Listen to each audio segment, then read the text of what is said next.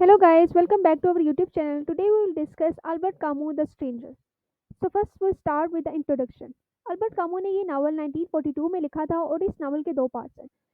इस नावल को philosophical novel भी कहा जाता है क्योंकि फिलोसॉफिकल नावल या फिलोसॉफिकल वर्क्स वो लिटरेरी वर्क्स होते हैं जिसमें राइटर्स जो है करेक्टर्स या थीम्स को यूज़ करके जो मोरालिटी के ऊपर डीपर क्वेश्चन होते हैं या लाइफ के ऊपर जो उनकी अप्रोच होती है उनको डिस्कस करने की कोशिश करते हैं। अब स्ट्रेंजर में कामू ने मिर्सू के करेक्टर प्रोटैगनिस्ट को यूज़ करके और उसके एक्सपीरियंसेस को यूज़ करके जो अपनी फिलॉसफी है अब्सर्डिज्म उसको बताया है और सोसाइटी का अब्सर्डिज्म पे क्या रिएक्शन है उसको बताने की कोशिश की है। इस नावल का को इम्पोर्टेंट वर्क इसलिए भी समझा जाता है क्योंकि वर्ल्ड वॉर वन के टाइम जो डिस्ट्रक्शन और डेथ हुई थी उसमें जो राइटर्स थे उन्होंने जो सोशल इंस्टीट्यूशन थे और बिलीव्स थे जिसकी वजह से वॉर हुई थी उनको दिखाने की कोशिश की थी। इसी तरह अल्बर्ट कामू ने अपने स्ट्रेंजर में सोशल इंस्टीट्यूशन और बिलीव जो थे उस टाइम के उन पे क्रिटिक किया है। अब इस नावल की इम्पोर्टेंस इसलिए भी ज़्यादा है क्योंकि इस वक्त फ्रेंच और अरब अल्जीरियन में टेंशन बहुत ज़्यादा हो रही थी और जो फ्रेंच कॉलोनियल रूल थे वो अल्जीरियन को कुछ भी नहीं समझते थे। अब हम पूरे नावल में और स्टोरी में यही देखते हैं कि जो अरब कैरेक्टर है वो अननेम्ड है और जो मिर्सू है वो अपने विक्टिम को द अरब कह के बुलाता है, उसका कोई नाम नहीं बताया जाता। और मिर्सू का जो लैक ऑफ इमोशन है, लैक ऑफ रिमोर्स है, जब वो कत्ल कर देता है अरब कैरेक्टर को, तो हमें ये शो होता है कि फ्रेंच जो कॉलोनियल सिस्टम है वो उसकी इनडिफरेंस शो होती है कि वो अरब पॉपुलेशन की जो सफरिंग है उसके ऊपर वो उनका कोई भी रिएक्शन नहीं है, वो इनडिफरेंस है। So first now we start with the summary. First part जो है, इस नावल के 2 पार्ट हैं और फर्स्ट पार्ट वहाँ से शुरू होता है जब मिर्सू अपनी माँ के फ्यूनरल पे जाता है और वहाँ पे वो जो उसे कोई भी सैडनेस नहीं फ़ील होती, वो कोई भी ग्रीफ़ नहीं शो करता, सिर्फ़ कॉफ़ी पीता रहता है और सिगरेट स्मोक करता रहता है। अब फ्यूनरल के पूरे टाइम पे वो जो ऑब्ज़र्वेशन थी, वेदर के बारे में ऑब्ज़र्वेशन है, उनको करता रहता है और जो अटेंडेंट वहाँ आए होते हैं, उनको ऑब्ज़र्व करता रहता है। वो किसी किस्म का रिमोर्स नहीं शो करता, वो कोई भी रोता वगैरह नहीं अपनी मदर की फ्यूनरल पे। और जो वहाँ उसकी जो लैक ऑफ इमोशन थी ना, वहाँ पे हमें शॉक क्रिएट करती है और जो कैरेक्टर्स थे वहाँ पे, जो अटेंडेंट्स थे, वो भी उसकी जो लैक ऑफ रिमोर्स है उसको उसकी वजह से शॉक होते हैं। यहाँ तक कि वो अपनी मदर का जो चेहरा होता है वो आखिरी बार वो भी देखना महसूस नहीं करता। अब जब वो अल्जीरिया से वापस आता है तो मिर्सू जो है मैरी नाम की जो टाइपिस्ट होती है, जो उसकी ऑफ़िस में काम करती होती है, उससे मिलता है। अब वो एक कॉमेडी मूवी देखने जाते हैं दोनों और रात एक-दूसरे का स्पेंड करते हैं। अगले दिन जो मिर्सू है वो अपने जो एक नेबर है सलमानो, जिसका एक डॉग है, उससे मिलता है। सलमानो जो है वो अपने डॉग को बहुत बुरी तरह पीटता होता है, लेकिन जब वो डॉग भाग जाता है तो वो उसपे ग्रीफ़ महसूस करता है। अब रेमंड जो है अ, मिर्सू को बताता है कि रेमंड की जो एक मिस्ट्रेस है वो उसके साथ अनफेथफुल है और रेमंड की मिस्ट्रेस के भाई ने रेमंड को मारा भी है, तो वो मिर्सू से ये कहते हैं कि वो उसकी हेल्प करे और लेटर लिखने में रेमंड की मिस्ट्रेस को, ताकि वो जब वो आएगी रेमंड के पास तो वो उससे रिवेंज ले सकेगा। मिर्सू उसकी हेल्प करने के लिए एग्री हो जाता है। अगले दिन मिर्सू और जो मैरी है वो स्विमिंग करके वापस आ रहे होते हैं, तो वो ये देखते हैं कि जो मिर्सू है वो अपनी मिसेज से फाइटिंग कर रहा है और पुलिस भी आई हुई है। मिर्सू जो होता है वो रेमंड के बिहाफ पे जो है कोर्ट में जाके उसके हक में गवाही देता है और जो सलमानो का अब डॉग है, हमें पता चलता है कि वो सलमानो का डॉग भाग गया, जिसकी वजह से सलमानो जो है अलोन रह गया है और वो बहुत ज़्यादा ग्रीफ महसूस कर रहा है। अब अगले दिन काम पे जो है मिर्सू का जो बॉस होता है वो मिर्सू को प्रमोशन की ऑफ़र करता है और उसे वो ये कहता है कि जिसकी वजह प्रमोशन की वजह से वो पेरिस भी जा सकता है, तो मिर्सू उसको मना कर देता है और वो ये कहता है कि वो इस अपॉर्च्युनिटी को लेना नहीं चाहता। मिर्सू का जो बॉस होता है वो बहुत ज़्यादा हैरान होता है और मिर्सू जो होता है वो अपॉर्च्युनिटी को लेना नहीं चाहता है, वो कहता है इससे कोई फ़र्क नहीं पड़ता। अब मिर्सू जो है उसका इंडिफरेंस उसके जो दिन था उसके आखिरी हिस्से में भी पता चलता है, जब मैरी जो होती है उसे वो प्रपोज़ल करती है मैरिज का। तो वो कहता है कि वो मैरी से शादी कर लेगा अगर मैरी चाहती है कि वो उससे शादी कर ले। क्योंकि मैरी कहती है अगर कोई और लड़की तुम्हें इसी तरह प्रपोज़ करती तो क्या तुम उससे शादी कर लेते? तो मिर्सू कहते हैं हाँ, मैं उससे शादी कर लेता अगर वो चाहती उससे शादी करना। अगले संडे को जो मिर्सू, मैरी और रेमंड प्लान बनाते हैं बीच पे जाने का। अब वो बीच पे जाते हैं, वहाँ पे उन्हें अरब जो है कैरेक्टर उस वो उससे मिलता है बीच पे। 2 अरब मैन से मिलता है जिसमें से एक जो होता है वो रेमंड की मिस्ट्रेस का भाई होता है, जिसने रेमंड को मारा होता है। अब वहाँ पे लड़ाई शुरू हो जाती है और जो रेमंड होता है उसको स्टैब कर लिया जाता है आर्म पे, तो जिसके नतीजे में रेमंड जो है वो अपनी गन निकाल लेता है। लेकिन मिर्सू बीच में आ जाता है और रेमंड से वो गन ले लेता है। बाद में हमें ये पता चलता है सन की वज़ह से, सन हीट की वज़ह से मिर्सू को कुछ नज़र नहीं आ रहा होता और वो जो चमक होती है जो अ, रे अरब मैन के हाथ में जो चाकू होता है उसकी वज़ह से मिर्सू अपना कंट्रोल खो देता है और अरब कैरेक्टर को एक शूट कर देता है। अब एक शूट के बाद वो जो अरब कैरेक्टर होता है वो मर जाता है, लेकिन मिर्सू उसके बॉडी में 4 और गोलियाँ दाग देता है। यहाँ पे पार्ट 1 खत्म हो जाता है। अगला पार्ट होता है जब शुरू यहाँ से होता है कि मिर्सू जो है वो अरेस्ट हो गया है और वो किसी किस्म का अपने क्राइम पे रिमॉर्स नहीं शो कर रहा, कोई इमोशन नहीं शो कर रहा और वो जो है वो जो अपने डिफेंस लॉयर है उससे भी उसके साथ भी डिस्गस्ट महसूस करता है। अब वो जो प्रिज़न में जो लाइफ़ होती है उसके साथ एडजस्ट करने की कोशिश कर रहा होता है और वहाँ पे लेकिन सिर्फ़ 2 चीज़ें उसे डिस्टर्ब कर रही होती हैं, वो एक सिगरेट की कमी और वुमन की कमी। अब ट्रायल के दरमियान जो है प्रोसिक्यूटर जो होता है वो मिर्सू के जो लैक ऑफ रिमोर्स जो उसने मदर की फ्यूनरल पे नहीं शो किया होता, उसको यूज़ करके उसे बताता है कि वो बहुत बड़ा क्रिमिनल है और उसे डेथ ही मिलनी चाहिए। जिसकी वज़ह से जो जज होती है वो इस मिर्सू के खिलाफ फैसला कर देती है और मिर्सू को सेंटेंस हो जाती है पब्लिक एग्ज़ीक्यूशन बाय क्लोटेनिक से। अब सेल के में जो प्रिज़न सेल होता है, उसमें मिर्सू जो डेस्परेटली होप कर रहा होता है कि शायद वो उसे अपील मिल जाए और वो भागने के ख़्वाब देखता है। अब इसी दौरान वो ना अपनी जो फ़ेट होती है, सर्टेनिटी ऑफ फ़ेथ होती है, उसको भी एक्सेप्ट करने की कोशिश कर रहा होता है।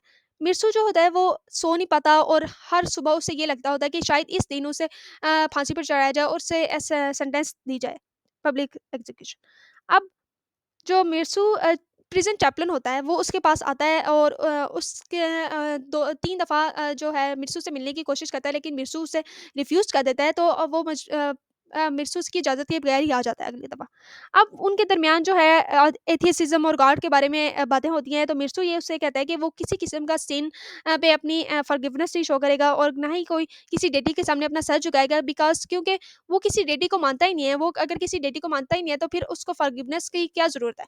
अब वो ये भी चैपलिन को कहता है कि वो जो है डेथ के बारे में चैपलिन से ज़्यादा समझता है, डेथ को बहुत ज़्यादा समझता है और वो ये कहता है कि लाइफ़ और जो डेथ है, वो किसी मीनिंग से उसमें कोई भी मीनिंग नहीं है और जो कोई भी कोशिश जिससे हम मीनिंग फाइंड कर सकेंगे लाइफ़ में या डेथ में तो ये अब्सर्ड है। अब जो है यहाँ पे हमें अल्बर्ट कामू की जो फ़िलॉसफ़ी है अब्सर्डिज़्म उसका भी हिंट मिलता है।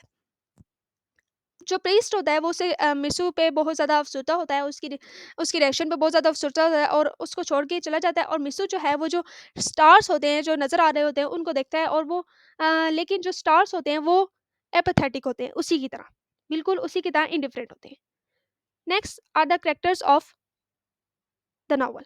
फर्स्टली जो मित्सू का करैक्टर है जो फ्रेंच अल्जेरियन मैन है, इसमें स्टोरी में हमें दिखाया जाता है और वो नरेटर भी है और प्रोटैगनिस्ट भी है। उसी के ऊपर सारी की स्टोरी रिवॉल्व कर रही होती है। अब हमें ये पता चलता है पूरी नॉवल में कि वो मित्सू का जो करैक्टर है वो इवेंट जो है उसके आस-पास और जो उसके आस-पास लोग हैं उससे बहुत ज़्यादा इंडिफरेंट महसूस कर रहा है और इमोशनल डिटैचमेंट महसूस कर रहा है और वो किसी किस्म का जो मीनिंग है लाइफ में वो फाइंड करने की कोशिश नहीं करता। वो ये देखता है कि जो लोगों की लाइफ में जो मीनिंग है वो बिल्कुल मायने नहीं रखता और वो अब्सर्ड है और वो किसी किस्म का लव शो नहीं करता, लव के लिए कोई केयर नहीं शो करता, फ्रेंडशिप और फैमिली और जॉब उसके लिए कुछ भी मायने नहीं रखती। नेक्स्ट कैरेक्टर है मैरी का। मैरी जो है वो टाइपिस्ट है मिर्सू की कंपनी में और वो मिर्सू से के साथ बहुत रोमांटिक रिलेशनशिप में है और वो बहुत ज़्यादा होप करती है कि शायद किसी दिन जो है वो मिर्सू का जो ट्रायल है वो सेटल हो जाए और वो ट्रायल के दरमियान में भी उसके साथ लॉयर रहती है। लेकिन आखिर में जब हम देखते हैं कि मैरी भी उसके से बात करना छोड़ देती है, जब वो जेल में होता है, उससे कॉन्टैक्ट नहीं करती। अब अगला कैरेक्टर है रेमंड का। रेमंड जो है वो मिर्सू का नेबर है, वो पिम्प है और वो उसकी मिस्ट्रेस से लड़ाई के दरमियान उसका जो मिर्सू और वो बीच पे जाते हैं तो वहाँ पे मिर्सू का रेमंड की मिस्ट्रेस के भाई की जो अरब होता है वो उसे मारने की कोशिश करता है और जिसके नतीजे में जो मिर्सू है वो अरब को कत्ल कर देता है। सलमानो जो है, वो एक एल्डर नेबर है जो हर वक़्त अपने डॉग के बारे में कंप्लेन करता रहता है और उसे मारता रहता है। लेकिन जब वो उसका डॉग जो है वो वहाँ से भाग जाता है तो वो बहुत ज़्यादा ग्रीफ़ महसूस करता है। अब हमें यहाँ पता चलता है कि सलमानो जो है अपने डॉग के भागने पे ग्रीफ़ महसूस कर रहा है, लेकिन जो मिर्सू है वो अपनी मदर के फ्यूनरल पे भी ग्रीफ़ शो नहीं करता। तो यहाँ पे भी हमें इंडिफरेंस महसूस होती है मिर्सू की। Next is the Meursault's mother.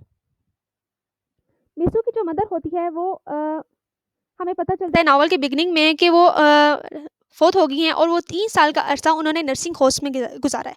अब वो यहाँ पे हमें जो मिर्सू की डिटैच कैरेक्टरिस्टिक्स थी यानी कि उसकी मदर पे फ्यूनरल पे हमें दिखाई देता है कि वो किसी किस्म का रिमॉर्स नहीं शो करता, वो हमें पता चलता है। अब नेक्स्ट कैरेक्टर है प्रिज़न चैपलिन। प्रिज़न चैपलिन जो है वो मित्सु से मिलने के लिए आता है और उससे बताता है कि वो ऑफ़र करता है उसकी फ़ॉरगिवनेस और साल्वेशन के लिए, और उसे और इस टेंस एक्सचेंज में वो ये कहता है, चैपलिन जो कहता है वो मित्सु को बताता है कि वो एथियसिज़्म और एपैथी जो है उसको ख़त्म कर दे और वो फ़ॉरगिवनेस के लिए आ जाए। एरब जो है हमें सारे नॉवल में हमें ये दिखाई देता है कि एरब का जो करैक्टर है वो अननेम्ड है और उसे कोई नेम नहीं दिया जाता, और जो वो रेमंड की मिस्ट्रेस का भाई होता है, और ट्रायल के दरमियान जो है वो मिर्सू के हाथों कत्ल हो जाता है। Next are the themes of the novel. First is absurdism। बहुत सारे जो लोग हैं वो डिफरेंट इंस्टीट्यूशन और डिफरेंट आइडियाज़ के थ्रू अपनी लाइफ में मीनिंग फाइंड करने की कोशिश करते हैं, जैसे कि रिलीजन, पॉलिटिक्स, आइडेंटिटी, और ये जो सारे मोडलिटी के लॉज होते हैं वो राइट्स और रॉन्ग पे बेस कर होते हैं। लेकिन अब्सर्डिज्म क्या कहती है कि अब्सर्डिज्म ये कहती है कि जो लाइफ में किसी किस्म का कोई मीनिंग नहीं है, अगर कोई हम कोशिश भी करते हैं किसी भी तरीके से मीनिंग फाइंड करने की तो इसका कोई फ़ायदा नहीं है, यानी कि वो अब्सर्ड है। हमारी कोई भी कोशिश वो अब्सर्ड है। अब हमें मिसू का करैक्टर पता चलता है कि वो किसी किस्म का बॉन्ड नहीं महसूस करता, बॉन्ड बनाता नहीं है फैमिली के साथ, रिलेशनशिप के साथ, कम्युनिटी के साथ उसका कोई बॉन्ड नहीं होता, और वो ये समझता होता है कि ये फ़ेल्ड अटेम्प्ट है, या ये बिल्कुल बेकार कोशिशें हैं कि हम किसी किस्म का मीनिंग फाइंड करें। और वो ये जो वर्ड का इनडिफरेंस है और कोल्ड है उसको भी डिनोट करने की कोशिश करता है। अब वो ये समझता है कि जो उसके व्यूज़ हैं वो उसके व्यूज़ हैं इवेंट्स के बारे में, अब हमें पता चलता है कि वो एक डिटैच और इमोशनलेस लेंस के थ्रू लोगों को देखता है और इवेंट्स को देखता है। और यहाँ तक कि वो अपनी मदर के फ्यूनरल पे भी कोई रिमॉर्स नहीं शो करता, और अपने मैरी के साथ भी कोई लव महसूस नहीं करता। हालाँकि मैरी जो होती है वो उसके साथ बहुत ज़्यादा काम होती है, बहुत ज़्यादा वार्म होती है, और वो उससे बहुत ज़्यादा लव करती होती है, लेकिन वो किसी किस्म का लव नहीं शो करता। जिसकी वजह से जो लोग होते हैं उसके आस-पास वो उसे स्ट्रेंजर के नाम से क बुलाते होते हैं। और वो पूरे नॉवल में हमें स्ट्रेंजर दिखाई देता है। अब हमें ये अभी दिखाई देता है कि जो मित्सु का करैक्टर है वो जो इंस्टीट्यूशन होते हैं, सोशल नॉर्म्स होते हैं, उन्हें रिजेक्ट कर रहा होता है, और वो कोई वैल्यू नहीं करता किसी किस्म के सोशल नॉर्म्स को, रिलेशनशिप्स को, फैमिली को। अब वो जो उसने कत्ल किया होता है, क्राइम किया होता है, उसपे भी किसी किस्म का इमोशन शो नहीं करता। और वो यहाँ तक कि प्रिज़न जो चैपलिन होता है वो उसके पास आता है कि वो उसे केस फॉरगिवनेस के लिए उसको देता है, तो लेकिन वो उसको भी एक्सेप्ट नहीं करता। अब हमें ये पता चलता है कि कामू जो है अपने नॉवल के थ्रू और मित्सु के करैक्टर के थ्रू अपनी जो अब्सर्डिस्ट फिलॉसफी है उसको बताने की कोशिश कर रहा है, और कहता है कि जो लाइफ में किसी चीज़ का मीनिंग नहीं है, कोई भी मीनिंग नहीं है ह्यूमन लाइफ में, किसी ह्यूमन लाइफ जो है लैक ऑफ मीनिंग है। अब वो जो कहता है कि वो ये प्रेजेंट करने की कोशिश कर रहा है अपने नॉवल के थ्रू, अपने करैक्टर के थ्रू के जो इंस्टीट्यूशन हैं, रिलेशनशिप हैं ह्यूमन लाइफ के, जो ह्यूमन एग्जिस्टेंस को गवर्न कर रहे हैं, उसमें किसी किस्म का मीनिंग नहीं है। और ये जो यूनिवर्स है ये इनडिफरेंस है मैन की जो सफरिंग है उससे भी इनडिफरेंस है। Next is the change and interchangeability. Simple term में हमें ये पता चलता है कि चेंज और इंटरचेंजेबिलिटी का ये करेक्ट मीनिंग है कि जो स्ट्रेंजर है मिसू, वो जो लाइफ है वो उसे समझता है रैंडम है और मीनिंगलेस है, और वो ये बिलीव करता है कि जो भी इवेंट्स होते हैं वो चांस के बेस पे होते हैं। अगर कोई भी चॉइस हम लेते हैं वो इसी तरह गुड है जैसे कि दूसरी चॉइस, और वो ये समझता है कि जो चीज़ें होती हैं लाइफ में, जो एक्सपीरियंसेस होते हैं वो आर्बिट्रेरी होती हैं और इंटरचेंजेबिलिटी होती है। और फॉर एग्जांपल वो ये सोचता है कि क्या वो बीच में वापस जाए या फिर वो बेंगलोर पे ही रहे, ये इससे कोई मैटर नहीं करता। जब वो कत्ल करता है तो उस वक़्त कत्ल करने से पहले ये सोचता है कि क्या वो बीच में वापस जाए या वो बंगलो पे रहे। तो उससे कहता है कि इससे कोई फ़र्क नहीं पड़ता कि वो बंगलो पे रहे या बीच पे रहे। अब वो यहाँ पे इस एटीट्यूड को हमें दिखाई देता है कि वो ये समझता है कि कुछ भी हम करें या कुछ ना भी करें तो इससे कोई फ़र्क नहीं पड़ता, और वो ये समझता है कि अगर हम कोई अ, किसी के साथ रिलेशनशिप बिल्ड करेंगे या नहीं करेंगे तो इससे कोई फ़र्क नहीं पड़ता। अब हमें ट्रायल के दरमियान भी यही दिखाई देता है कि वो जो चीज़ें होती हैं उन्हें डिफरेंटली परसीव करता होता है, और लेकिन जो लोग होते हैं वो उसके एक्शंस को इंटेंशनल समझते हैं और connected to his past behaviour समझते हैं। अब प्रोसिक्यूटर भी यही बताता है कि जो मर्सी का लैक ऑफ इमोशन है उसकी मदर के फ्यूनरल पे, उसके क्राइम पे, वो इसलिए एक्ट है कि वो एक बहुत बड़ा क्रिमिनल एक्ट है, और वो क्रिमिनल है बहुत बड़ा। Next is indifference and passivity. अब हमें मिसू के करैक्टर से ये शो होता है कि वो एक अपना अपसर्ड इस करैक्टर शो करता है, और वो इनडिफरेंस है, और थ्रू आउट स्टोरी हमें ये दिखता है कि जो उसके आसपास लोग हैं वो उसके इनडिफरेंस पे और उसके एटीट्यूड पे सरप्राइज होते हैं और अपसेट होते हैं उसकी लैक ऑफ इमोशन पे। और जो इनडिफरेंस है उसका वो ट्रायल के दरमियान हमें ये दिखाई देता है वो उसके कॉन्सिक्वेंसेज हैं ये कि वो उसे डेथ सेंटेंस हो जाती है। और जो मिर्सू का इमोशनल डिफरेंस है, इनडिफरेंस, वो उसके रिलेशनशिप, जो मैरी के साथ रिलेशनशिप है, उस पे भी एक्सटेंड हो जाता है। ये मैरी जो होती है वो वार्म होती है, केयरिंग होती है, लेकिन वो उसके साथ किसी किस्म का यूनिक रिलेशनशिप नहीं फील करता।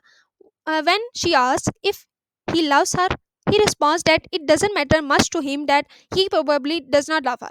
अब यहाँ पे उसकी जो पैसिविटी है और लैक ऑफ पर्सनल गोल है वो भी हमें दिखाई देता है, और जो वो एक प्राइमरी स्ट्रेंजर है स्टोरी में वो बन जाता है। और जैसे जैसे नावल आगे बढ़ता रहता है, हमें मिस्सू का इनडिफरेंस, उसका एटीट्यूड जो है वो उसका जो प्रिजन में उसका एटीट्यूड होता है वो दिखाई देता है। Next is fatalism and determinism. हमें ये भी दिखाई देता है फैटलिज्म और डिटर्मिनिज्म का थीम इस पूरे नावल में, कि जहाँ कि उसका मिर्सू के जो कैरेक्टर्स है, मिर्सू का जो एक्शंस हैं, उसकी जो चॉइसेस हैं, क्या वो प्री डिस्टेंट थी या उसने खुद जानबूझ के की थी, या हमें यहाँ पे फेट और फ्री विल का भी थीम मिलता है।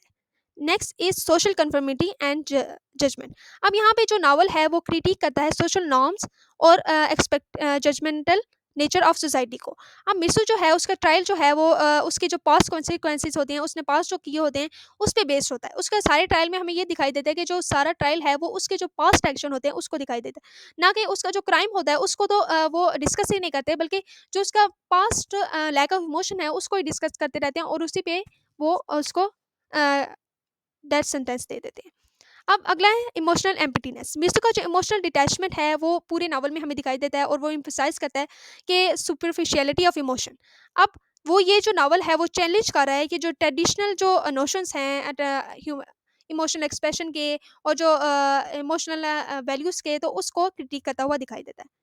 Next are the symbols, sun and heat. First symbol is sun and heat. Sun and heat का जो बहुत ज़्यादा इंपॉर्टेंट सिंबल है, क्योंकि जब मिर्सू की जो मदर की डेथ होती है तब भी उसे हीट महसूस हो रही होती है, और जब वो क्राइम करता है तब भी उसे हीट की वजह से और सन की वजह से जो है वो क्राइम कर देता है। अब यहाँ पे जो सन है वो होस्टाइल फोर्स की तौर पे दिखाई दिया जाता है, और वो absurdity ऑफ लाइफ और लैक ऑफ इनहेरेंट मीनिंग को भी रिफ्लेक्ट कर रहा है।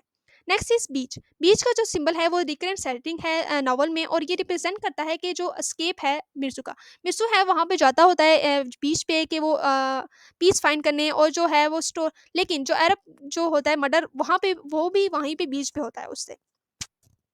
Next is mother funeral. Mother का जो फ्यूनरल है वो उसको मिर्सू का जो इनडिफरेंस है और लैक ऑफ ग्रीफ है मदर के फ्यूनरल पे, वो भी सेंट्रल थीम के तौर पे यूज़ किया जाता है, और उसकी जो डिटैचमेंट है उसके जो इमोशनल रिस्पॉन्स के डेथ के अकॉर्डिंग, वो भी हमें उसकी जो एक्सिस्टेंशियल थीम्स हैं और questioning social expectation and meaning of life उसको क्रिटिक और एक्सप्लोर करता हुआ दिखाई देता है। Court room and judgement. अब कोर्ट रूम और जजमेंट का जो और जो ट्रायल होता है वो भी जो रिप्रेजेंट करता है सोशल जजमेंट एंड कन्फर्मिटी को। अब मिसू का जो ट्रायल है वो एक सिंबॉलिक एग्जामिनेशन बन गया है, clash between individual freedom and societal expectation. अब जजमेंट जो होती है वो पास होती है उसके ऊपर, और reflects the societal rejection of those who defy establish norm. हमें यहाँ से पता चलता है कि जो लोग जो हैं एस्टेब्लिश नॉर्म को रिजेक्ट कर देते हैं उनके साथ क्या कॉन्सिक्वेंसेज होते हैं, उनका क्या सोसाइटी जो है उनके ऊपर क्या एक्शन शो करती है। Thanks for watching. If you like this video, share and subscribe.